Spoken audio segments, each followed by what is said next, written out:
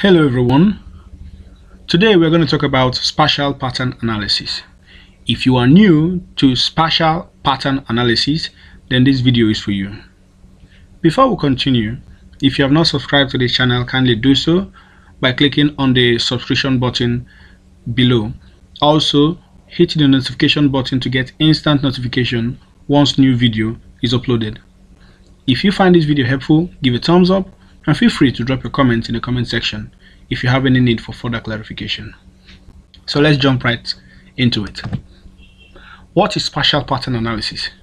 So spatial pattern analysis is the study of the arrangement, distribution, and relationships of geographic data points in space.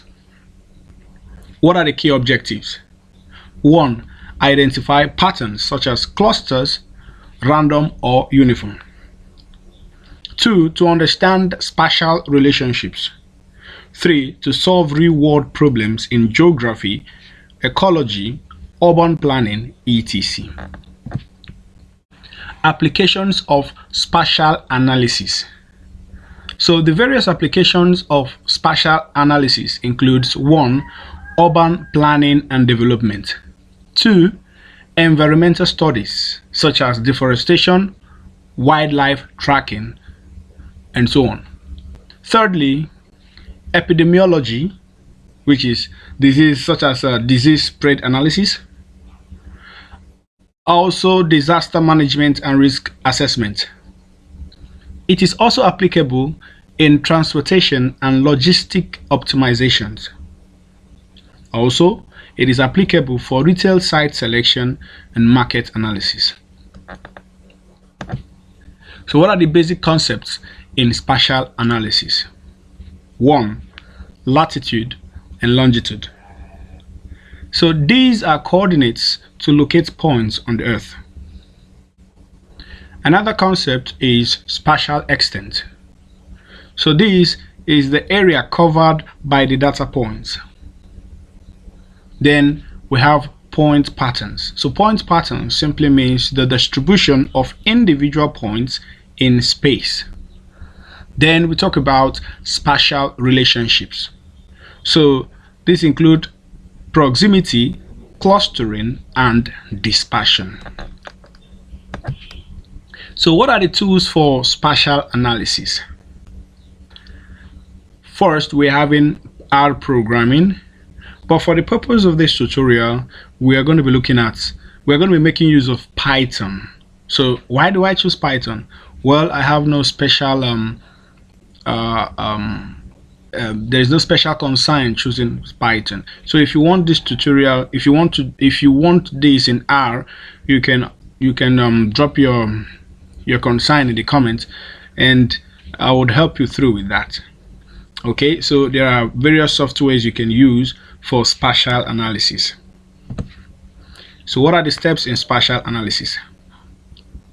So one of the steps is to collect your data. Then the second one is to clean the data, that is to check for missing values and duplicates. Also data visualization, the use of graph or scattered plots to observe patterns. Then the analysis itself, which is the use of statistical or machine learning methods to dictate patterns. Then we talk about interpretation. We draw an insight and apply findings to real-world problems. So from here, we are going to be going to Python to see how to run a spatial analysis in R. Now, before we go to Python, kindly note that this is module 1. So if you're watching this, kindly stay through and watch all the modules to get first-hand details on how to run spatial analysis in Python.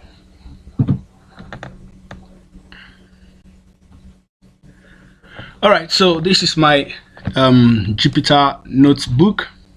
So if you are with me, kindly go to your Jupyter notebook. I have the codes here already, and these are the various packages you would need to have imported into your Jupyter notebook. So we are importing Pandas as PD, import NumPy as NP, import Matplotlib and all, and so they're here. So you just do the same, then you run it, and after which we import our data. So my data is saved under desktop doc as spatial pattern data. So it's a CSV file, so, and that is why I'm using the pd.read_CSV. So I will just control enter this. Then I would print the data heads, so we could have a glimpse of how our data looks like. Okay, so I will just run this. So our data, so these are the few rows of our data sets. So we're having longitude and latitude, we're having cases. So these cases is for, so let me do a quick explanation of this data. So this data is a data that talks about malaria cases at on different locations around the earth. So this is a simulated data, is not a real data, but for the purpose of this tutorial I had to make use of this data. So we have cases at every location. So the point location, we are going to make use of our longitude and latitude. So we are having, on this other column, we are having precipitation. So the amount of precipitation for those locations and their temperatures as well.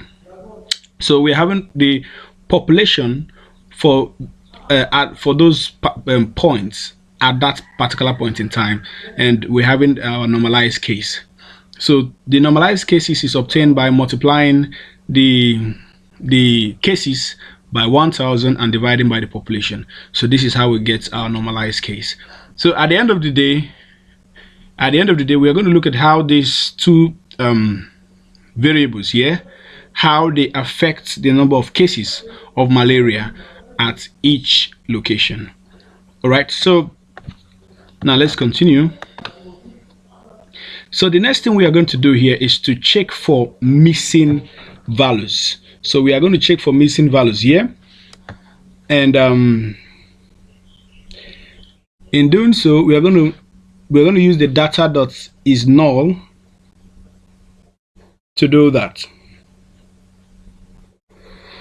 All right, so now I'm going to do a quick explanation of what this particular code is talking about. So the purpose of making use of this code is to check if there are empty or missing values in our data sets. Okay, so now this particular data.isNull, open parenthesis, then closing it, creates a data frame of the same size, marking cells as true for missing or false for not missing. Then the sum here, open parenthesis, close parenthesis, counts the number of true values for each column. All right, so we are just printing missing values per column. So now let's run this and see what we have. So you can see for longitude, latitude cases, precipitation, temperature, population, normalized cases, we are having no missing values. So we are good to go. So now we go to the next one, which is to check for duplicate coordinates, and we are making use of this code for that. So the purpose of this is to find rows where the same latitude or longitude values appear more than once. So we are going to use the data.duplicated here to check for duplicated rows based on specific columns. So look at the specific columns here we have specified for longitude and latitude. Then you can see the sum here also, just like we said earlier. So the sum counts the number of duplicate rows found. So, and it will tell us the number of duplicate rows found. So now let's run this and see. All right, so from the results, we are having 0, telling us that there are no duplicates of coordinates. Now we'll go to the next one, which is to check for spatial extent. The purpose of this is to determine the range of latitude, longitude, and latitude values. Okay, so you're just trying to talk about the area covered by our data. So now the All right, so here the data, we're having longitude and minim here. So what this thing is just doing is, what this code is what the instruction we're giving Python here is to find the smallest. So this is the mini and this is the maxi. So to find the smallest and the largest values, in this case for longitude and also for latitude. Okay, so now the spatial extents, this helps to visualize the geographic boundaries of the data. So after inputting this code, we run it and it's going to give us, look at it here. So we're having for longitude, we're having minus 178 points. You see these values here. So this is the lower limit and this is the upper limit, and the same for our latitude as well. So now we visualize our data. We are visualizing our data here, and we are going to be using a scattered plot to see if the points are evenly spread or clustered together. So that is what we are doing. So we are going to be making use of the plot.scattered to create a scattered plot. Look at it here. To create a scattered plot with longitude on the x-axis and latitude on the y-axis. So you are seeing the blue here. So this blue here specifies the color of the points, and x is equal to 20 specify the size of the points. Also, you can see we have plot.title. So in our scattered plot, we're going to be having spatial uniformity check. We're having plot.x label as longitude and plot.y labeled as latitude. Right, so now we have the plot.grid equal to true. So setting the plot.grid true, this adds a grid to make the plot easier to read. Then the plot.show displays the plot. So now let us run this and see what we are going to have.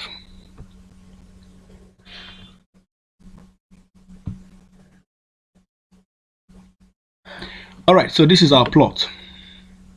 So you can see what I explained earlier, and you can see the spatial uniformity check. You're seeing the latitude on the y-axis and the longitude on the x-axis. So just a quick interpretation of this spatial uniformity check.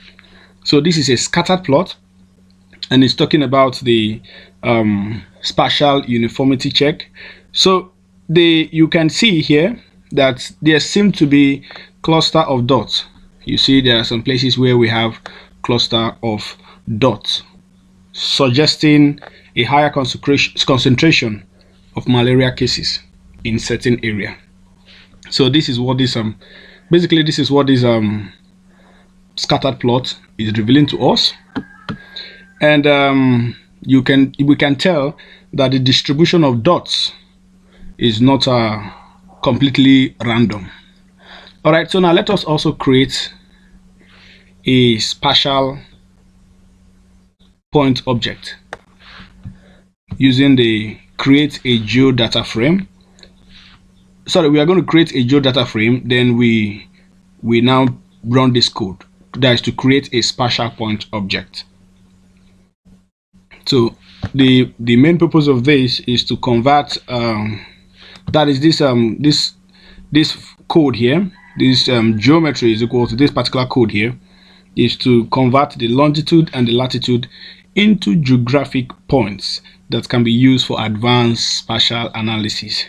So that is what this particular code here is talking about. So the point here, the point is, this particular point is a function from the library we called Shapley. So this helps to create a point object for each pair of coordinates, such as the longitude and the latitude. All right, so now let us do this and run. Now we are going to now visualize the spatial data. So we are visualizing here using the geo_data.plot. So this plots the points on a map, and we have our plot.title here, we have our plot.xlabel, plot.ylabel. So let's quickly run this.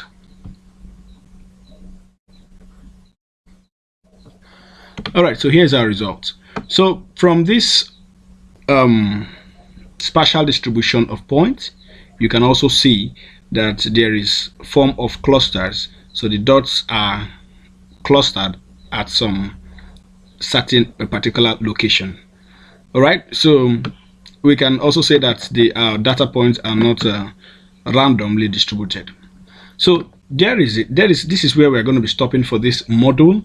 So stay tuned for module 2, which is coming up next.